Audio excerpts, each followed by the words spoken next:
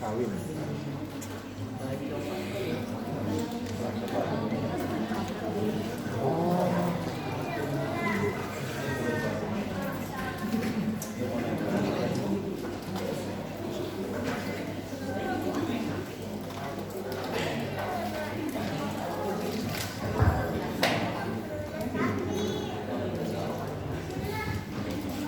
Shalom Bapak Ibu Saudara sekalian. Shalom.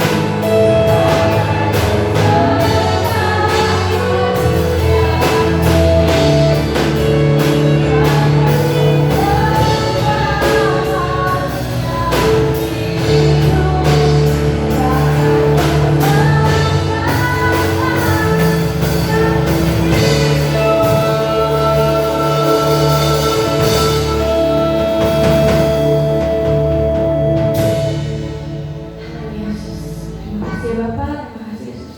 Benar Tuhan, kami menyerahkan hidup kami untuk menjadi persembahan yang hidup ya Bapak. Tuhan, terima kasih Yesus. Tuhan telah mengumpulkan kami semua di tempat ini ya Bapak. Kami ingin memuji dan menyembah nama-Mu Yesus. Kiranya Engkau mempercepat langkah-langkah anak-Mu yang belum sampai di tempat ini Bapak. Kiranya juga Engkau memberkati ibadah kami dari awal pertama hingga selesai Yesus. Terima kasih ya Bapak. Hanya di dalam nama-Mu kami berucap syukur. Haleluya. Amin. Shalom. Dari salam satu dengan yang lain. Selamat hari Minggu. Kita mau menyanyikan lagu Kesorakan. Haleluya.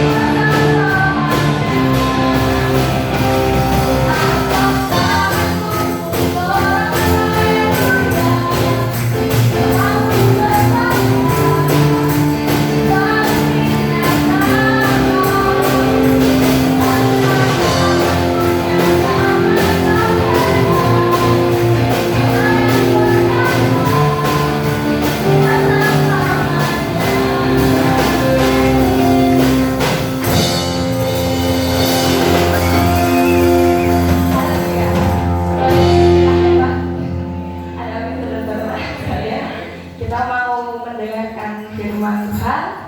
Kita mau satukan hati kita mau fokus untuk pemberitaan Injil.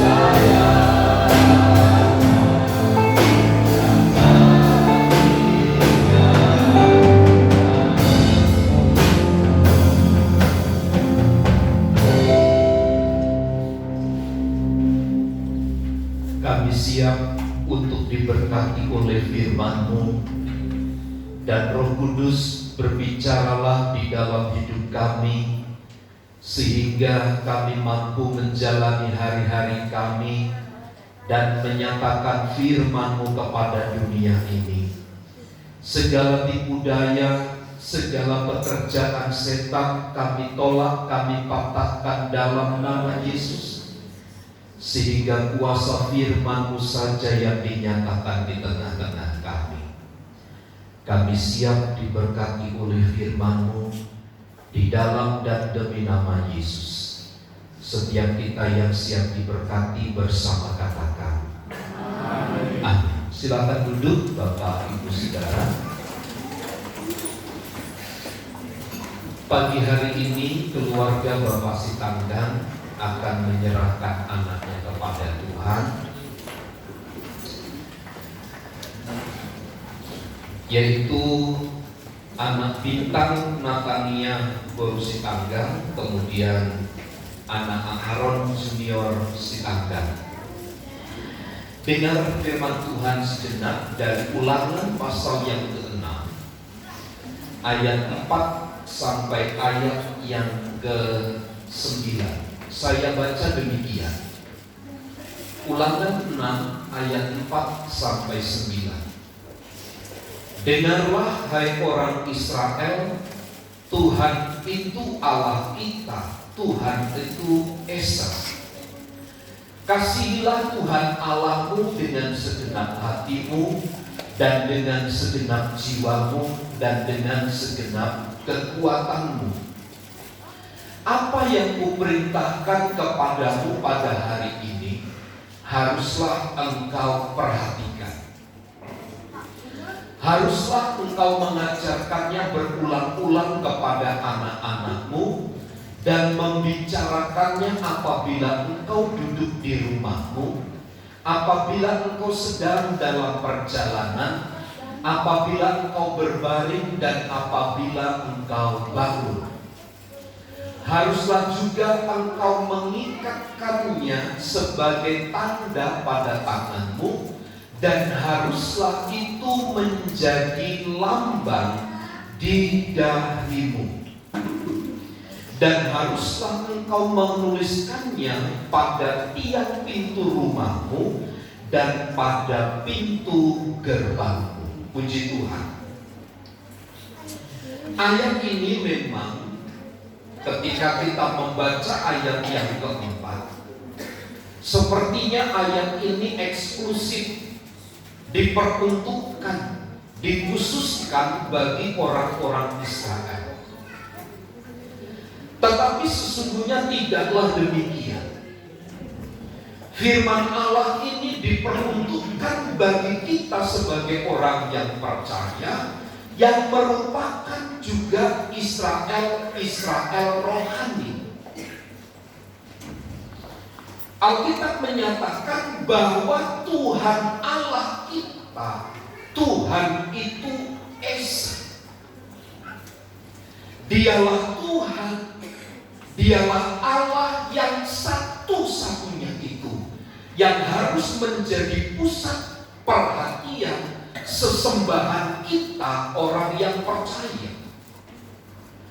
Karenanya di dalam ayat yang kelima, karena Dia Allah yang satu-satunya itu, maka kasihilah Tuhan Allahmu dengan segenap hatimu, dan dengan segenap jiwamu, dan dengan segenap kekuatanmu. Kita diajar oleh firman Allah untuk mengakui bahwa kedaulatan Allah itu sifatnya tetap dan permanen, yaitu Allah yang satu dan tunggal itu.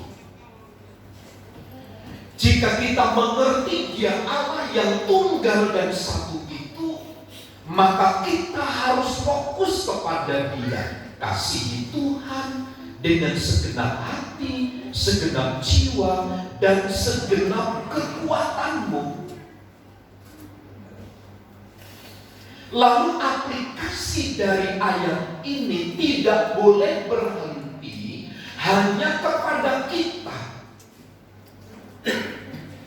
tapi kemudian harus merambah kepada hal yang lain, mengacu kepada orang tua yang bertanggung jawab untuk juga mengajarkan kebenaran tentang Allah itu Esa, tentang Dialah yang harus disembah, dikasihi dengan segenap hati, dengan segenap jiwa, dan dengan segenap kekuatanmu itu.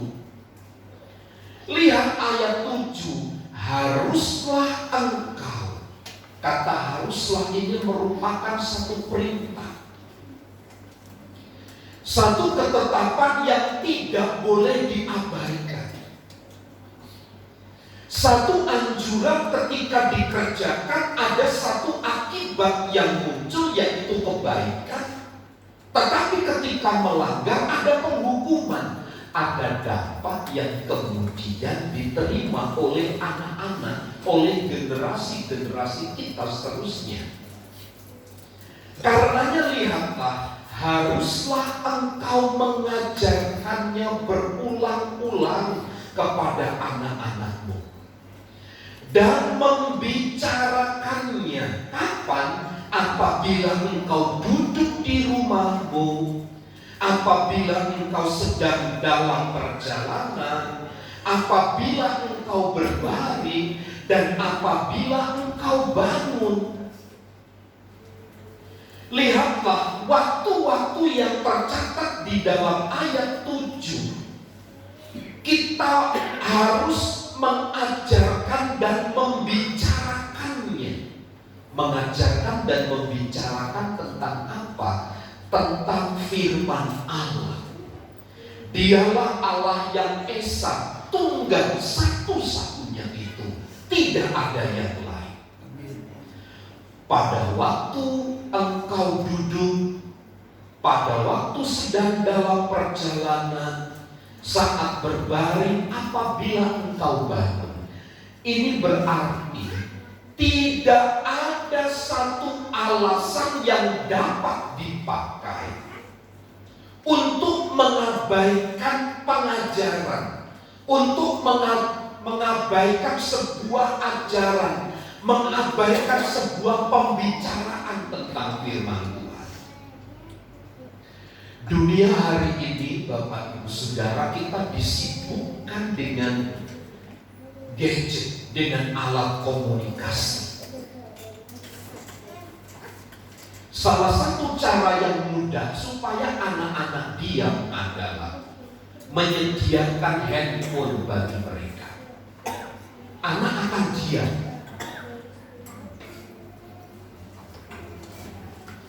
Kita tidak tahu dampak negatif dari alat komunikasi, kecanggihan teknologi itu bagi anak-anak kita. Dan ini merupakan satu tantangan yang besar dalam generasi anak-anak kita. Kalau anak-anak kita tidak mengetahui dengan baik alat komunikasi, mereka mudah ketinggalan zaman.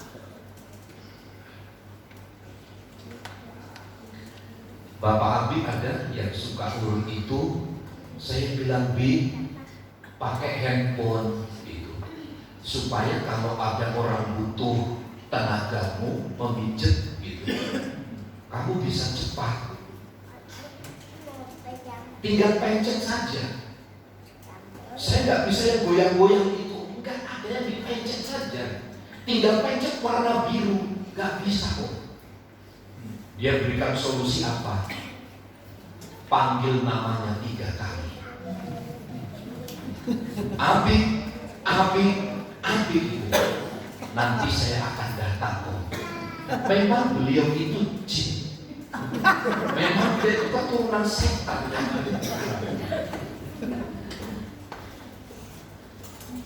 Berkali-kali kalau badan sakit, tolong Bi datang Bi.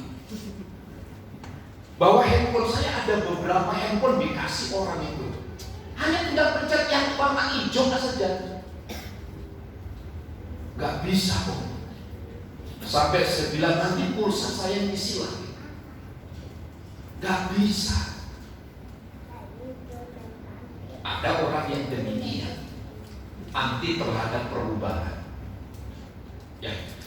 Segala informasi bisa kita terima dalam waktu yang singkat.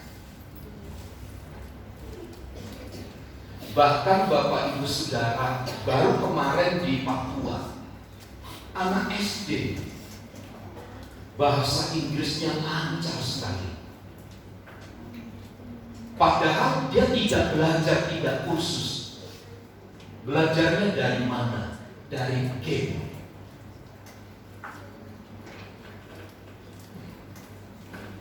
Saya lihat Elisa itu ngerti bahasa Korea ya, dari film Korea. Sedikit banyak tahu kan? Ya sedikit banyak tahu lah ngerti. Karena apa? Tiap hari nonton film drakor itu. Ada hal yang positif memang. Tapi Bapak Ibu Saudara, ini juga ada keuntungannya, ada kelebihannya. Tetapi juga ada negatifnya. Kapan saatnya kita mengasihi Tuhan dengan segenap hati, dengan segenap jiwa, dan dengan segenap kekuatan itu? Nah, orang tua yang dikasihi oleh Tuhan, yang menyerahkan anaknya kepada Tuhan, harus ingat ini. Bicarakan firman Allah, ajarkan firman Allah. Tidak boleh lalai dalam semua kesempatan, dalam semua waktu. Ajarkan firman Tuhan. Tuhan Yesus memberkati. Saya mengundang maju ke depan Bapak Sitanggang beserta kedua anaknya, dan saya mengundang seluruh jemaat Tuhan untuk bersama-sama berdiri. Mari kita berdoa kepada Tuhan.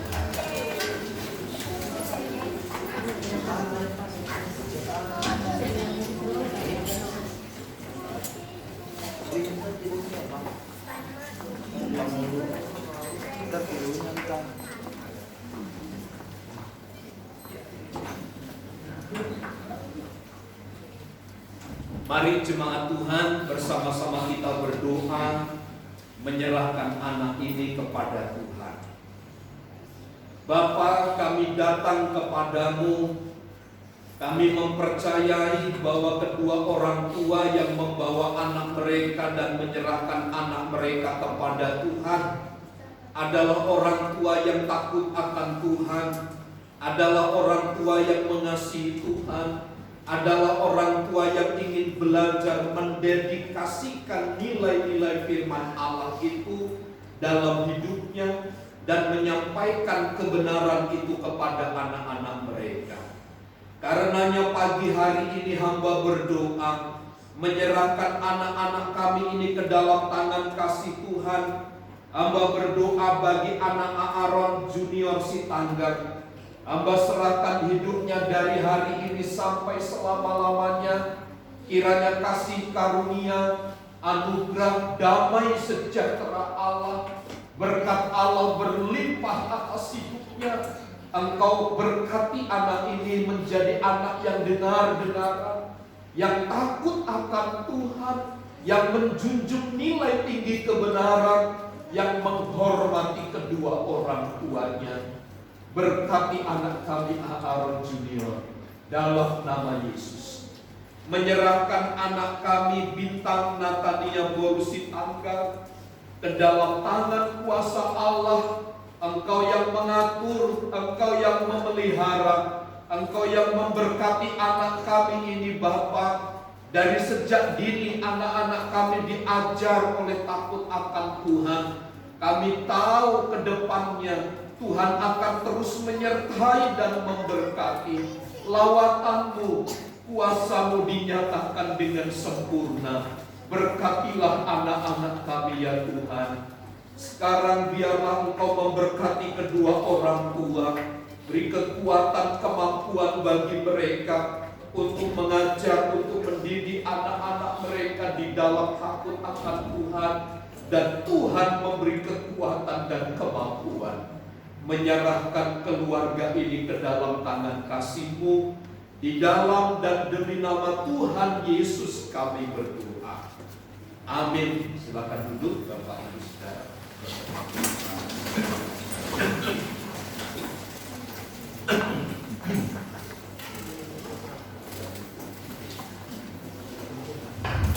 Shalom Bapak Ibu Saudara. Apa kabarnya?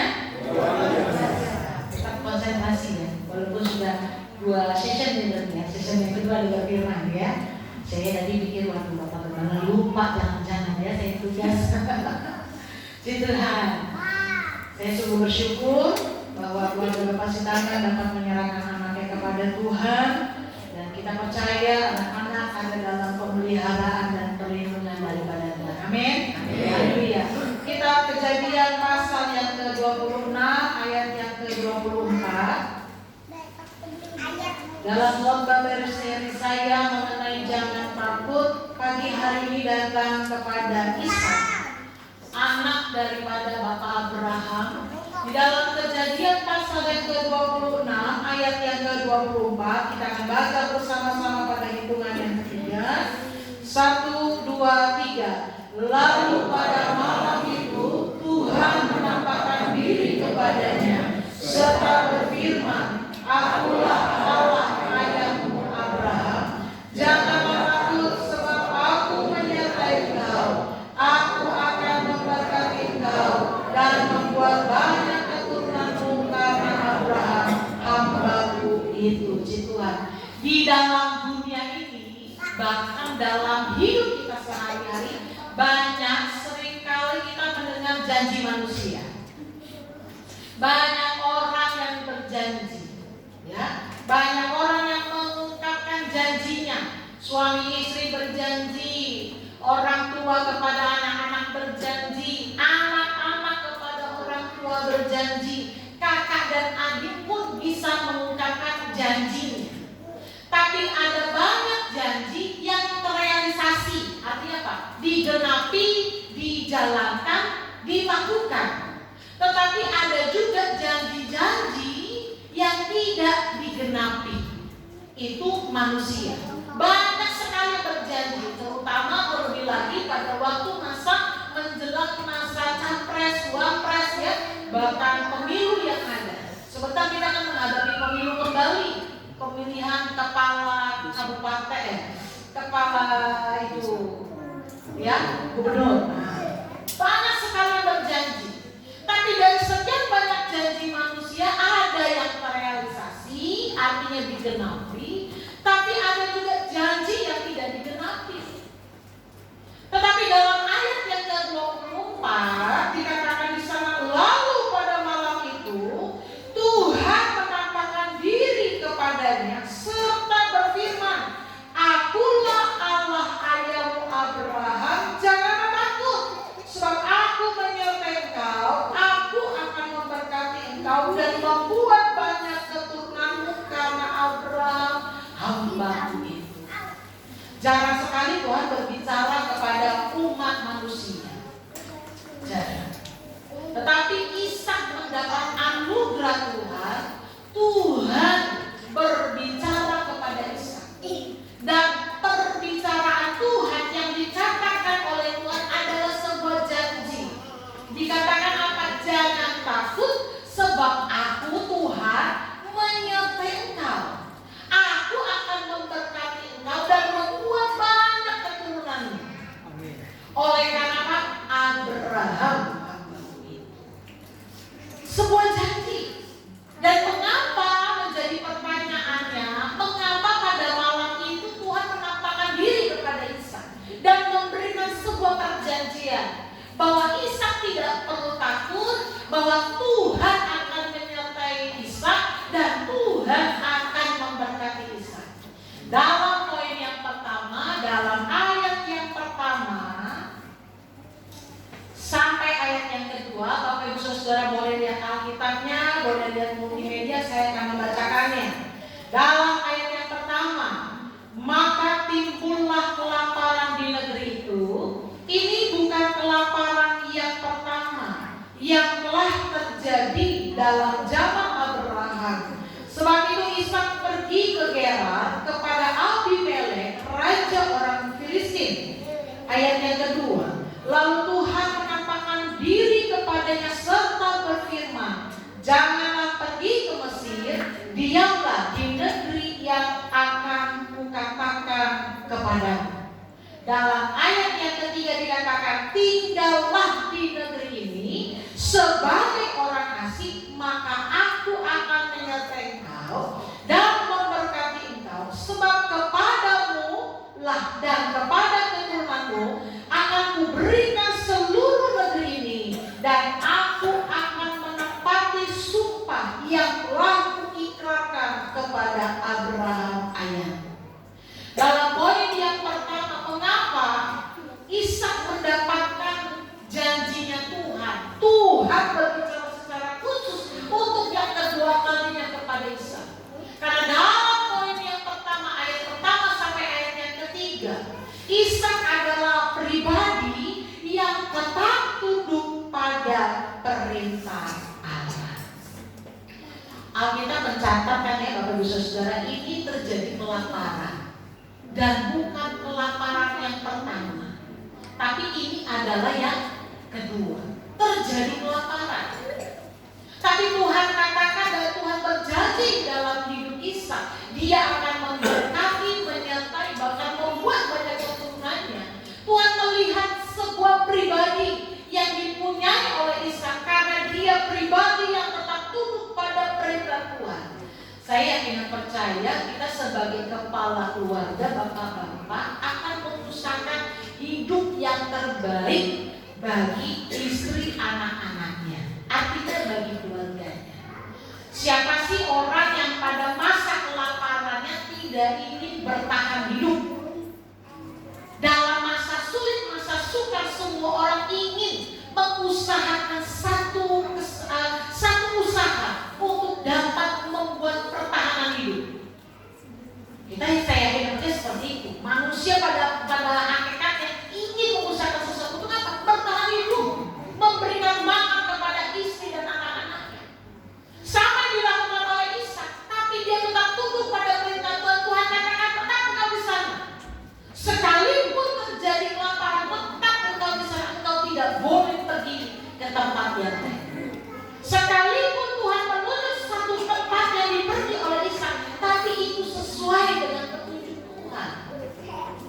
Ada salah satu contoh dalam kitab Rut, Bapak Ibu Saudara, kisah tentang Elimelek dan Naomi. Pernah dengar cerita itu ya? Naomi yang dikatakan artinya adalah manis. Pada waktu di rumah roti Bethlehem itu terjadi kelaparan. Dia tidak berdoa kepada Tuhan, dia tidak bertanya kepada Tuhan, dan Tuhan tidak berbicara dalam hidupnya. Tetapi yang dia lakukan, Elimelek bersama dengan Naomi dan kedua anaknya pergi keluar tanpa disuruh, tanpa ditanya kepada Tuhan, dia pergi keluar.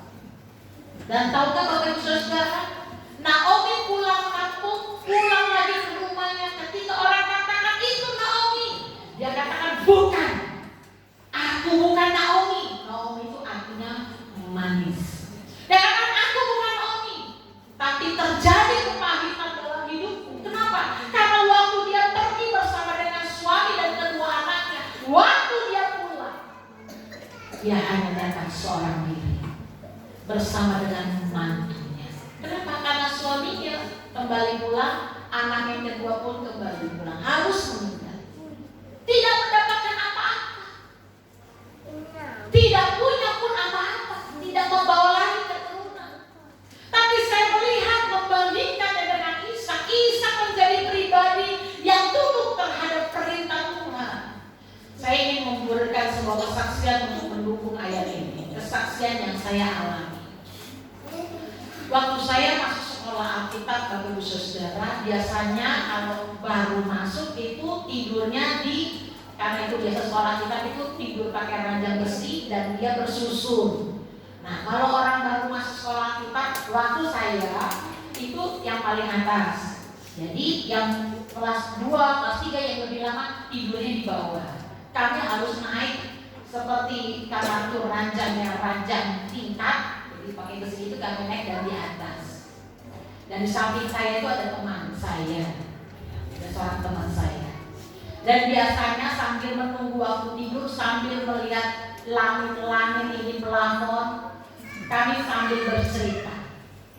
Ada satu ceritanya yang dia katakan, dia panggil saya kakak. Kak bilang gitu, iya kenapa? Saya bilang gitu. Dia katakan orang tua saya ini adalah hamba Tuhan. Iya. Terus kami pernah loh mengalami masa yang sangat sulit. Dan dia katakan pada waktu itu kami ini 3 bersaudara, dia paling kecil, dia 3 bersaudara. Dan dia katakan kepada saya sampai menitikkan air mata. Namanya hamba Tuhan di kampung ya, tidak ada apa-apa. Saya pun pernah pergi, itu di daerah Temanggung. Daerah Temanggung. Saya pernah pergi ke daerahnya. Dan biasanya kami dibekali oleh-oleh karena tidak ada apa-apa. Dan di halaman rumahnya itu hanya ada daun singkong. Jadi daun singkong itu direbus, dicampur dengan terigu, digoreng. Bagi kami yang di sekolah kita itu sudah mewah sekali, ya, karena jarang ketemu makanan, jarang makan karena hanya waktu-waktu tertentu saja boleh makan. Dan dia ceritakan kepada saya dan saya pun sampai meneteskan air mata. Pernah satu kali ini makanan terakhir kami sudah tidak ada.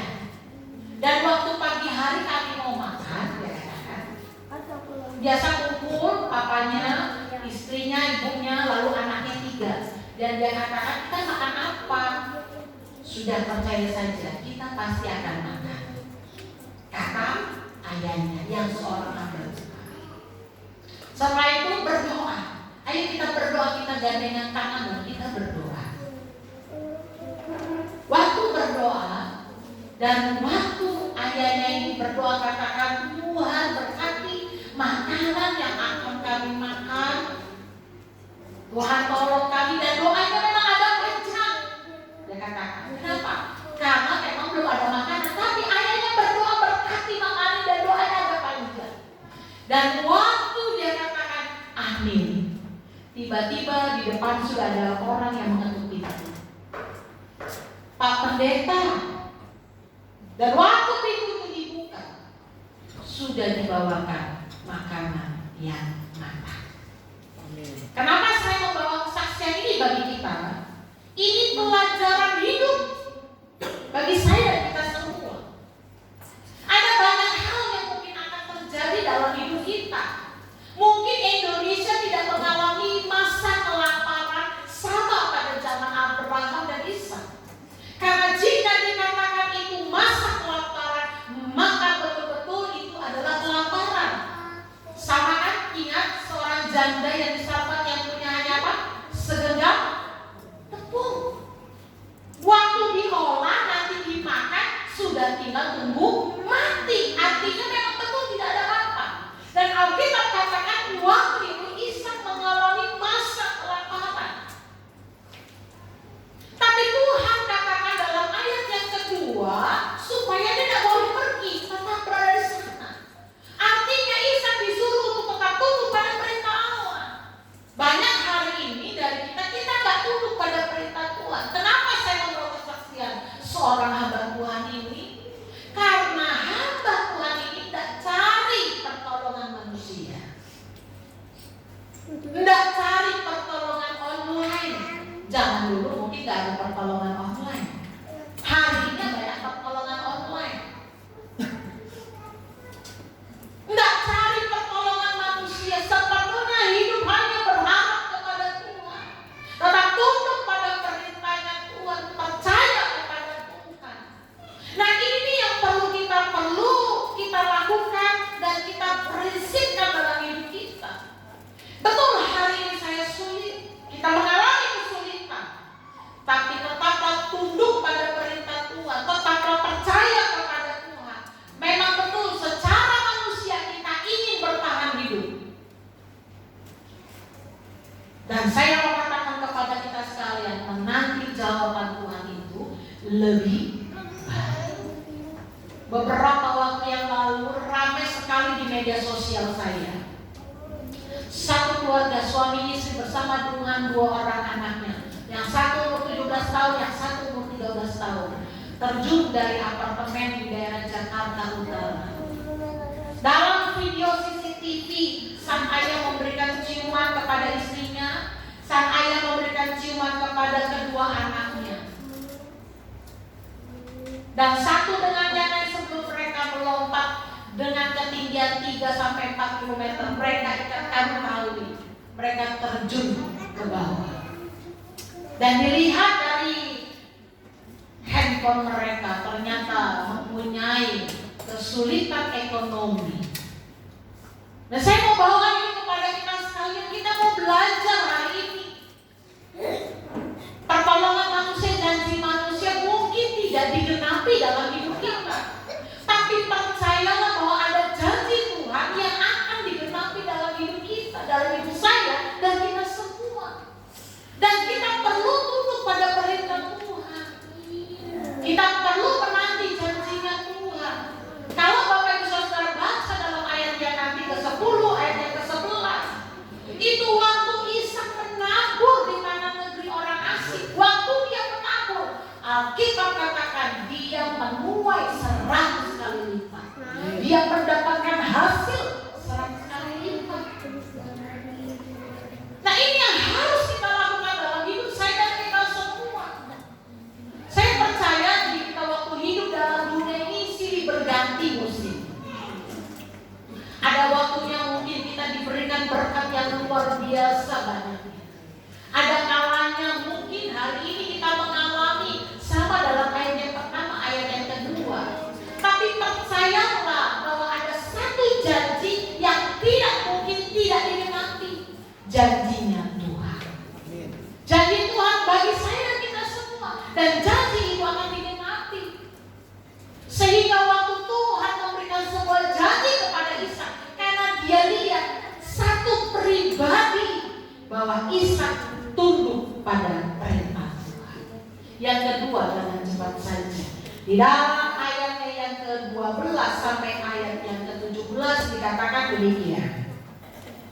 Ayat yang ke-12 sampai ayat yang ke-17, maka menaburlah Ishak di tanah itu, dan dalam tahun itu juga ia mendapat hasil 100 kali lipat, sebab ia diberkati Tuhan, dan orang itu menjadi kaya, bahkan ia kian kaya, sehingga ia menjadi sangat kaya.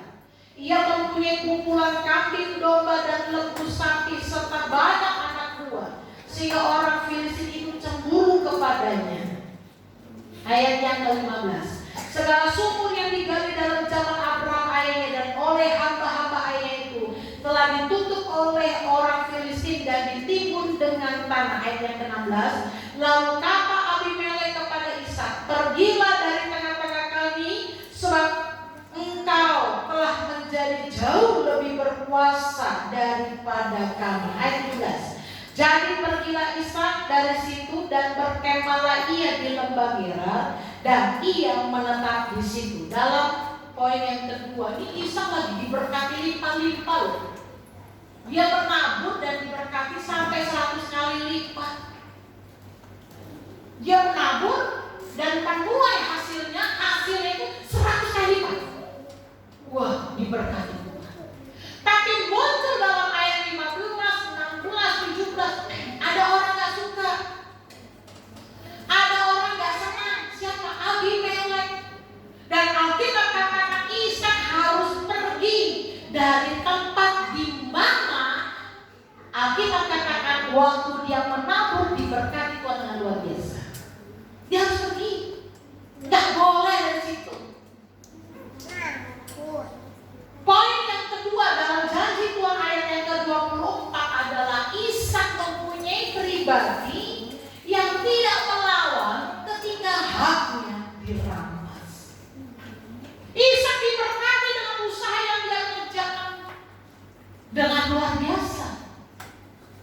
Hari ini kan banyak ya, waktu kita sedang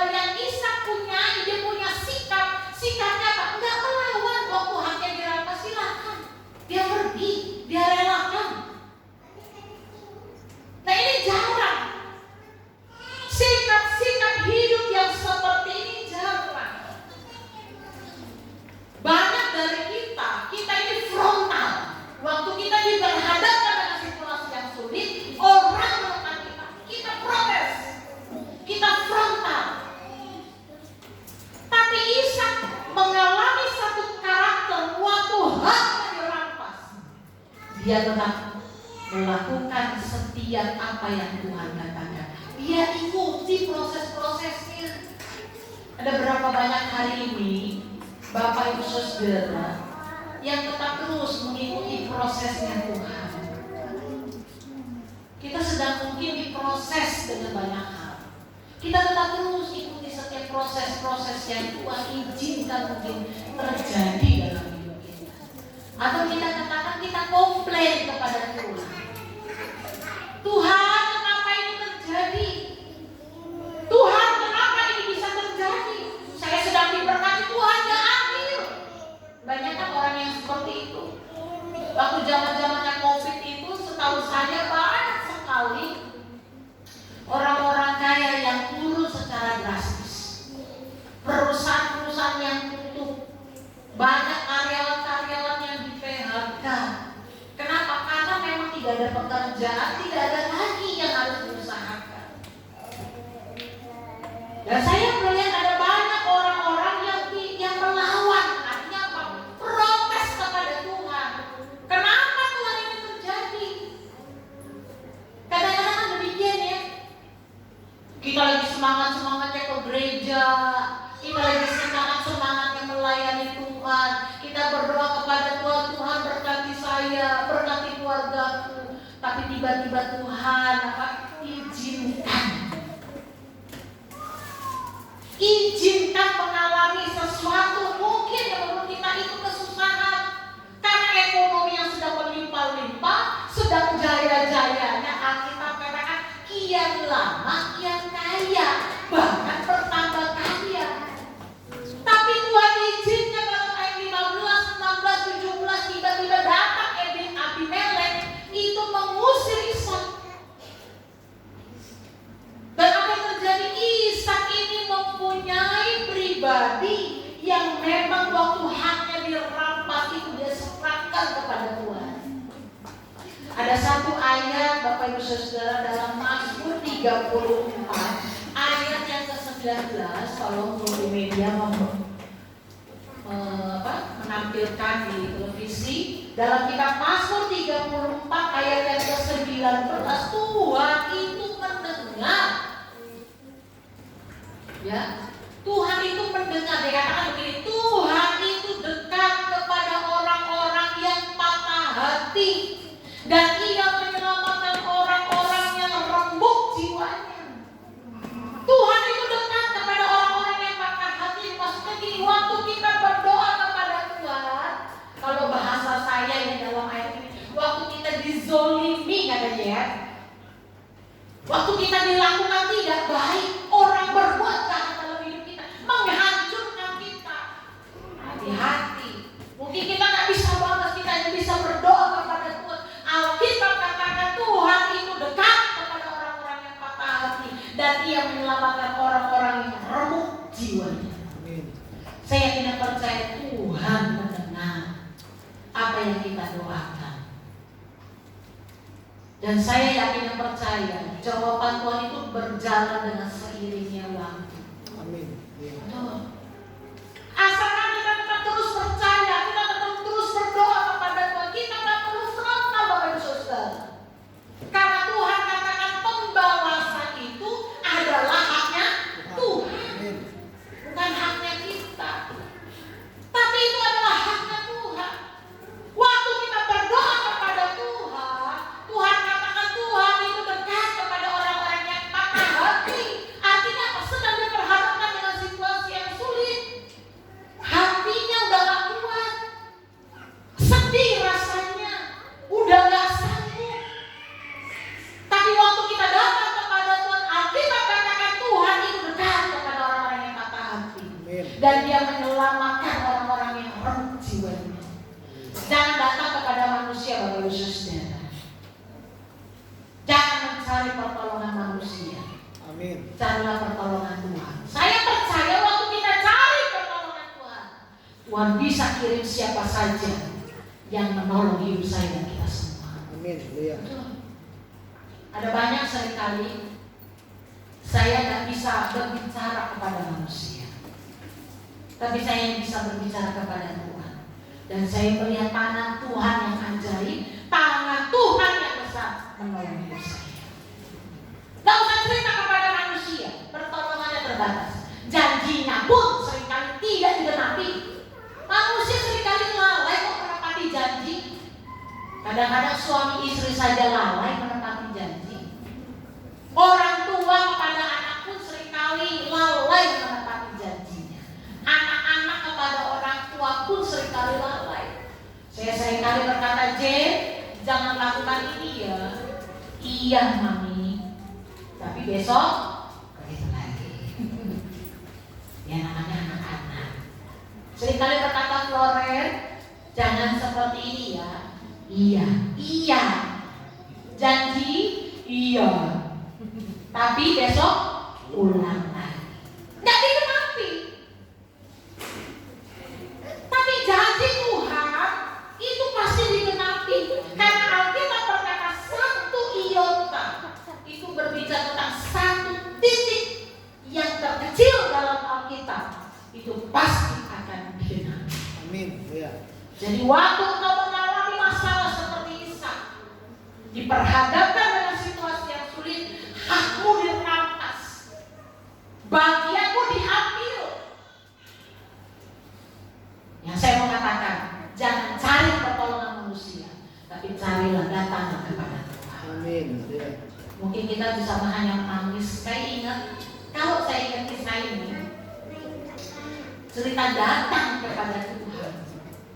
Waktu Hana berdoa kepada Tuhan, dia datang, dia berdoa kepada Tuhan, dia menangis, dia tidak dapat berkata-kata, dia datang ke bait Allah, dia hanya menangis, mencucurkan air mata. Nabi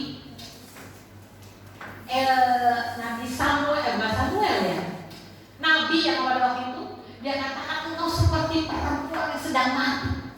Kenapa? Karena dia hanya bisa menangis, mencucurkan air mata, boleh sampai ke bawah. Tapi gak tahu ngomong apa, kan orangnya datang nangis.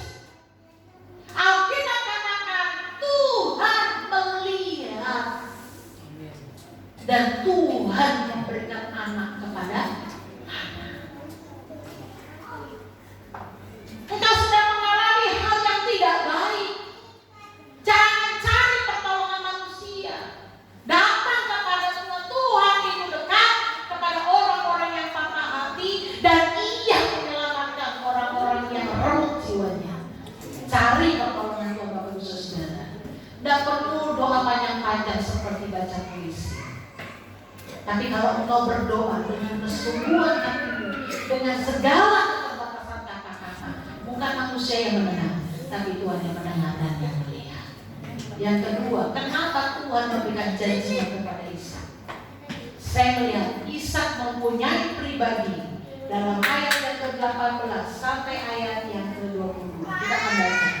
Saya akan membaca bagi Bapak Ibu Saudara. Ayat yang ke-18. Kemudian Ishak menggali kembali sumur-sumur yang digali dalam zaman Abraham ayahnya, dan yang telah ditutup oleh orang Filistin sesudah Abraham mati. Disebutkannya lah nama sumur-sumur itu menurut nama-nama yang telah diberikan oleh ayahnya. Ketika hamba-hamba Ishak menggali di lembah itu, mereka mendapati di situ mata air yang berbual-bual airnya. Lalu bertengkarlah para gembala Gerar dengan para gembala Ishak. Kata mereka, air ini kepunyaan kami. Dan Ishak menamai sumur itu Esek, karena mereka bertengkar dengan dia di sana. Ayat 21. Kemudian mereka menggali sumur lain, dan mereka bertengkar juga tentang itu. Maka Ishak menamai sumur itu Sitna. Ayat yang ke-22. Ia pindah dari situ dan menggali sumur yang lain. Tetapi tentang sumur ini mereka tidak bertengkar. Sumur ini dinamanya Rehoboth. Dan ia berkata, sekarang Tuhan telah memberikan kelonggaran kepada kita, sehingga kita dapat beranak cucu di negeri ini. Yang ketiga adalah, kenapa janji Tuhan diberikan kepada Ishak secara luar biasa? Poin yang ketiga adalah karena Ishak adalah tipe orang yang tidak suka bertengkar. Kita tahu air itu adalah yang penting. Tubuh ini tidak makan, tidak apa-apa saudara. Tapi tubuh ini jika kekurangan air, dehidrasi akan berbahaya karena kekurangan air tubuh ini. Jadi zaman sekarang dan zaman dulu air itu adalah sesuatu hal yang sangat penting. Tapi dalam ayat yang ke 19 ayat yang ke 20, Ishak ini pergi ke satu tempat lalu dia gali sumur karena dia tahu air ini adalah penting bagi kehidupan mereka. Dia gali. Waktu digali oleh hamba-hamba yang ribut, Ishak gak berkata ini punya saya, enggak. Waktu digali hamba-hamba ribut, dia katakan jadi nama sumur ini adalah Esek. Kenapa? Karena terjadi pertengkaran di sana, pertikaian, terjadi keributan. Dia gak berkata ini punya saya, enggak. Dia pergi lagi ke tempat yang lain. Dia gali lagi sumur ini. Sudah dapat airnya membuang-buang, ribut lagi. Dan dia katakan sumur ini bernama Sitna. Ya, Sitna. Artinya terjadi kebencian, terjadi pertikaian, terjadi keributan. Dan dia tidak katakan Sitna ini punya saya. Dia pergi lagi. Sampai ketiga kalinya dia pergi. Dan waktu dia pergi gali di sumur yang ketiga, dapat air, tapi tidak ada keributan. Ishak katakan ini adalah Rehoboam. Tuhan memberikan satu kelapangan, Tuhan memberikan satu keluasan, Tuhan memberikan satu keamanan, Tuhan memberikan satu ketenteraman. Tuhan mau dalam hidup kita bukan menjadi pribadi-pribadi yang suka pertengkaran, pertikaian, kebencian. Orang dewasa itu bukan ditentukan oleh umurnya, tapi bagaimana dia menyikapi satu masalah. Ishak ini saya percaya dia orang pribadi yang dewasa. Kenapa? Karena waktu terjadi pertengkaran, dia lari di sana. Dia pergi dan dia katakan nama sumur itu adalah Esek. Waktu dia pergi lagi ke Sitna, dia gali lagi ke sumur, dia katakan ini Sitna. Kenapa? Ribut lagi. Dan dia pergi. Ada berapa banyak dari kita seringkali kita ikutin ego kita. Paulus katakan jangan hidup dalam perbuatan-perbuatan daging.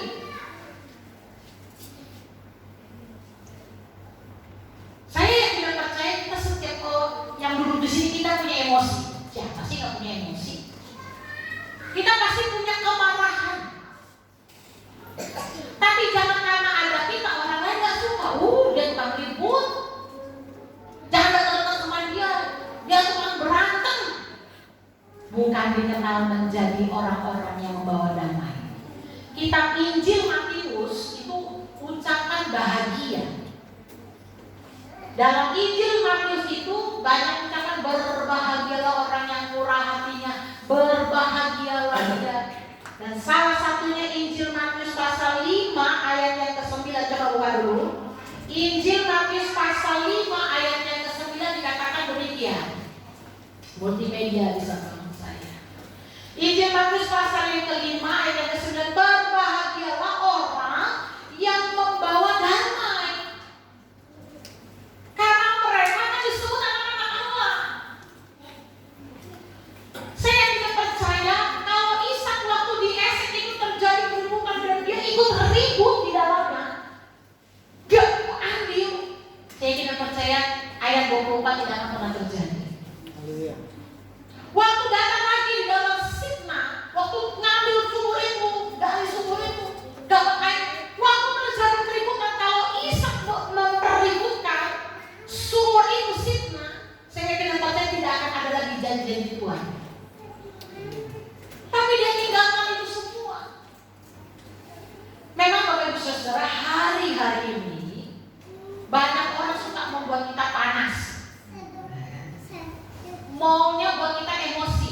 Saya jujur saja, saya bukan orang yang sabar.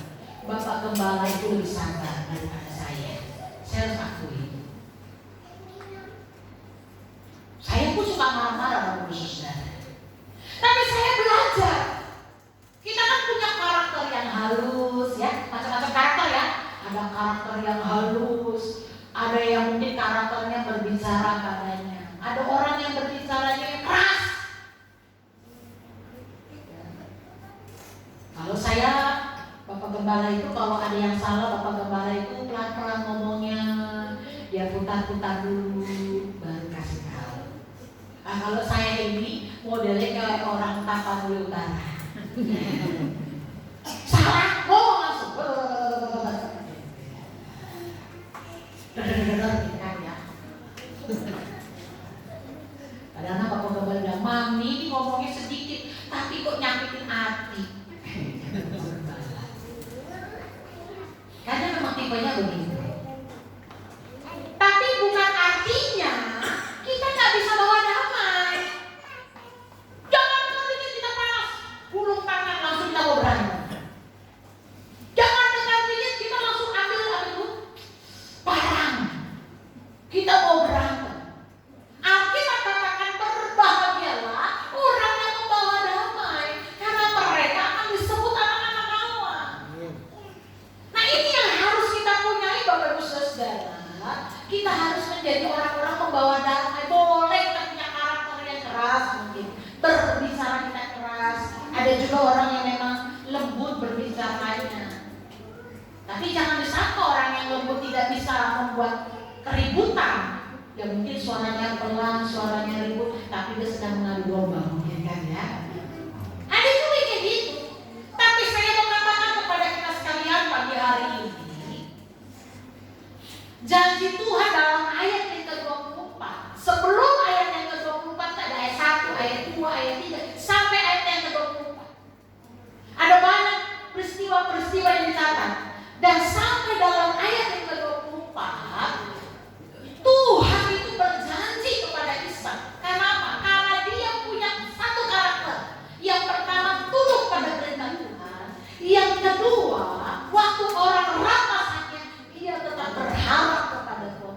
Dan yang ketiga, Ishak adalah pribadi yang suka berdamai. Suami istri ada yang suka berdamai nggak nih? Apa ribut di rumah? Apakah suami istri suka berdamai? Atau di rumah terjadi perang Irak Afghanistan? Saya percaya rumah tangga kita ini penuh sukacita Kristus. Amin. Harus saling sayang menyayangi. Saya ingat dulu peristiwa Bapak Gembala beberapa tahun yang lalu. Lagi khotbah 5 menit dan beliau anfal. Kami gotong, kami bawa ke rumah sakit. Waktu di mobil saya berdoa, Tuhan dalam nama Yesus, Tuhan kasih kesempatan. Tuhan jamah Bapak Gembala, suami saya. Tuhan jamah suami saya. Tuhan hamba berdoa ya, Tuhan di mobil itu saya berdoa. Itu masih ada beberapa bapak-bapak. Saya doa, saya ucapkan. Maksud saya begini, kalau suami istri itu masih ada, penuhi dengan sukacita, dengan damai sejahtera, saling mengasihi, saling menyayangi. Jangan terjadi pertikaian di dalam. Jangan terjadi keributan, tapi biarlah penuh dengan kedamaian dalam rumah tangga kita. Saya percaya kalau rumah tangga kita damai, berkat Tuhan juga akan memberkati keluarga dan rumah tangga kita. Betul. Apapun yang kita kerjakan, Tuhan akan katakan akan dibuat menjadi bersih. Rumah tangga suami istri biarlah hidup dalam kedamaian. Saya akan memain musik di depan. Saya percaya pagi hari ini biarlah firman Tuhan menjamah hati kita semua dan hidup kita diberkati oleh Tuhan. Saya rindu menaikkan sebuah pujian, tak usah ku takut, tak usah ku bimbang.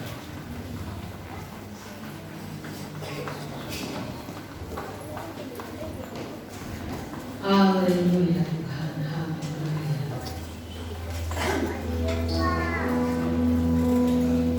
Haleluya Yesus, haleluya Yesus. Terima kasih untuk janji Tuhan. Haleluya Tuhan.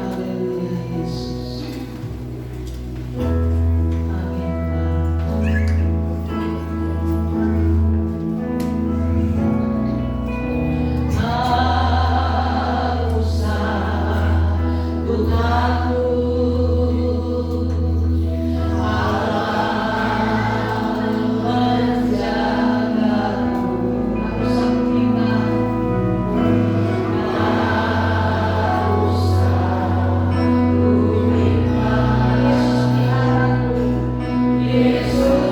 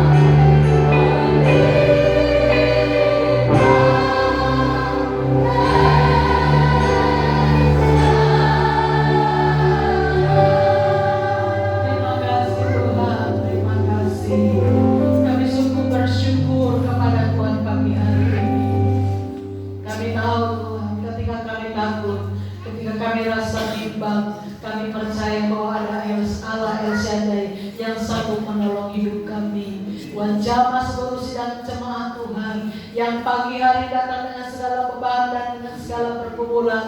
Mereka yang sakit Tuhan jamah sembuhkan dalam nama Yesus. Yang lemah Tuhan kuatkan, yang susah Tuhan hiburkan, bahkan yang membutuhkan Tuhan hadir dalam hidup mereka. Tuhan jamah kami yang di atas, kami yang di bawah, kami yang di depan, kami yang di belakang. Kami percaya Tuhan melawat kami pribadi lepas pribadi, dan ketika kami maju melangkah menjalani hari ke depan kami tahu ada Tuhan yang bersama-sama dengan kami. Terima kasih Tuhan, terima kasih. Kami sungguh bersyukur bahwa Tuhan begitu baik dan ajaib. Di dalam nama Tuhan Yesus kami berdoa dan kami mengucap syukur kepada Tuhan. Haleluya. Amin. Puji Tuhan. Sangat Bapak Ibu Saudara, diberkati Tuhan pagi hari ini. Saya ingin mendengar sebuah pujian. Ku menang bersama dengan Yesus. Amin. Haleluya. Amin. Semangat. Haleluya. Semangat.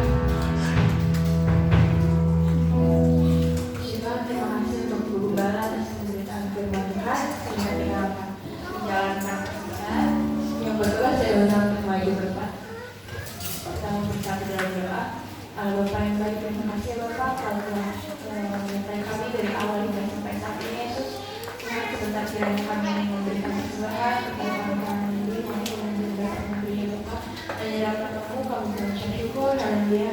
Amin.